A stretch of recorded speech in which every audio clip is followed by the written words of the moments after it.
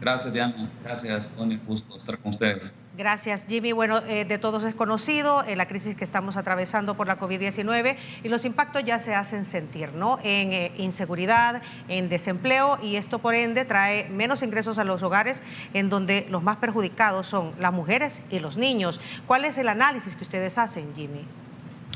Bueno, pienso que lo importante es iniciar con cuáles eran los datos que tenía El Salvador antes del COVID y en particular, digamos, si entramos por el lado de la pobreza por ingresos. El Salvador tiene básicamente dos maneras de medir la pobreza por ingresos y la multidimensional. En este caso me voy a referir a la de ingresos, porque efectivamente es ahí donde se ven, digamos, los shocks ahorita que son cuantificables.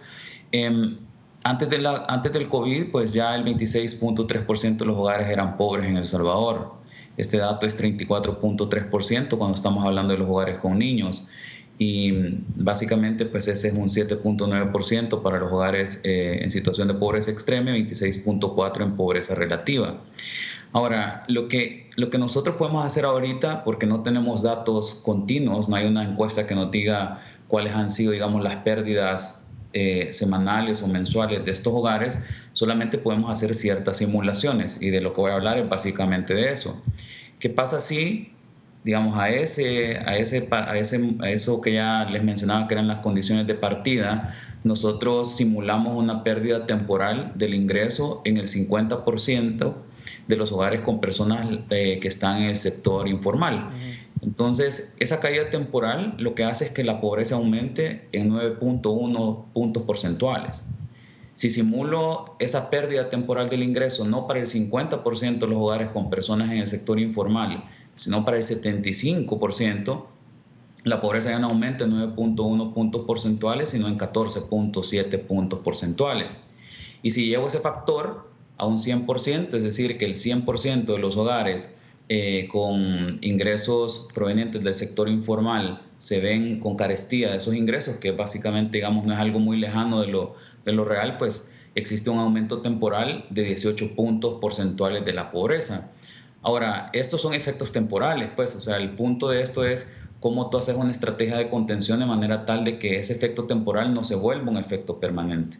En el caso de los hogares con niños, siguiendo, digamos, esta misma lógica que les mencionaba, uno podría tener básicamente que en lugar de ser 34.3% los hogares en situación de pobreza, esos hogares con niños, pues pases básicamente a 54%.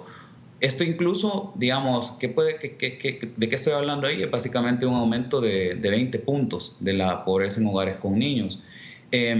Esto, digamos, solo estoy incluyendo ahorita hogares en el sector informal, o sea, cuyo ingreso y cuyo jefe de hogar, las personas que laboran en esos hogares, pues son básicamente personas del sector informal.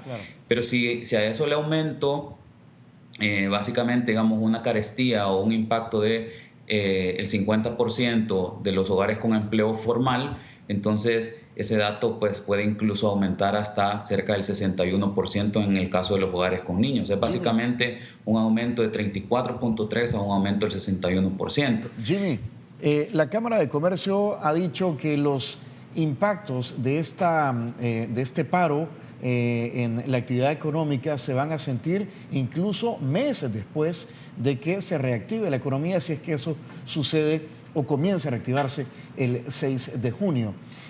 Como todo es una cascada, ¿verdad?, en temas económicos, ¿ves tú alguna luz, alguna medida por parte del gobierno que vaya ya enfocándose a ver cómo atiende esta situación de pobreza en el sector informal o en el sector formal? Bueno, parte de las medidas, incluso la primera, Tony, estaba vinculada justamente a esa pérdida temporal de ingresos. De hecho, y en honor a simular, como estamos hablando acá, no estoy haciendo un pronóstico, simplemente estoy diciendo, miren, esto es lo que así se puede ver El Salvador. Esto no es, digamos, no es el destino final. Evidentemente es bueno tenerlo porque es el destino que nadie quiere en esta sociedad. Claro. Pero sí, digamos, una de las cosas que yo creo que fue importante es cuando tú haces la transferencia, por ejemplo, los $300 al 1.3 millones de hogares, ahí la reducción, lo que hiciste es básicamente pasar de ese 26.3% de pobreza con la caída de ingresos, con ese flujo de recursos temporales de un mes, o digamos temporales de una sola vez, te pueden llevar, digamos, a una disminución temporal, pero es, como digo, es una estrategia de contención. El punto es cómo tú jugás y cómo, digamos, pasás a hacer, dado que no tenés los ingresos financieros suficientes para mantener ese tipo de transferencia, pues haces alguna otra que tiene que ver, en este caso en particular, a mí me parece que tiene que ver justamente con una que venga por el lado de la seguridad alimentaria, ciertamente, porque Sí. es donde se puede ver el siguiente efecto, digamos, a pesar de que cuando salgas, abras la puerta de tu casa, pues lo que vas a encontrar es mucho desempleo en la medida en la que no logremos, digamos, hacer una estrategia también de contención del tejido productivo. Y ahí es a donde entra entonces la entrega de los paquetes alimenticios, que como tú decías, después de esa inyección de los $300, lo que viene es el tema de la seguridad alimentaria. De alguna manera, para un periodo igualmente se estaría garantizando la seguridad alimentaria, para unos días. Sí, yo pienso que eso es bien importante, digamos, porque no es que o sea, inseguridad alimentaria no existiera, sí ya existía, o sea, de hecho, pues los datos y ahí sí ya es de pobreza multidimensional, te hablan de cerca de, dependiendo de qué tipo de hogares hablemos, pero está presente probablemente en un tercio o un poco más de los hogares que tienen niños. Y este es particularmente importante porque recuerden que pues ahí básicamente está la capacidad productiva de quienes pueden hacerle frente a la deuda que implica hacerle frente al COVID hoy en día. Entonces, de cierta manera, digamos, esa medida es una de las primordiales a realizar en un momento como este, pero también, digamos, el tema es cómo jugás y no solamente en un corto plazo, sino que lo hacemos en un mediano, largo plazo, porque evidentemente, de acuerdo el driver en esto, el pivote es el epidemiológico. Claro. El tema es cómo entonces simulamos,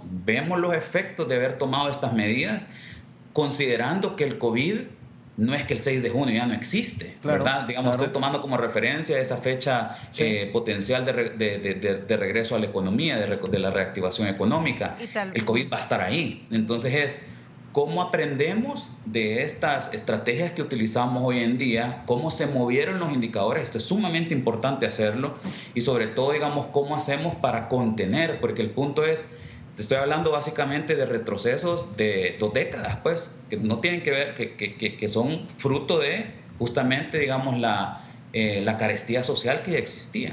Bueno, Jimmy, se nos acabó el tiempo. Vamos a estar pendientes. Se vienen 15 días más de cuarentena.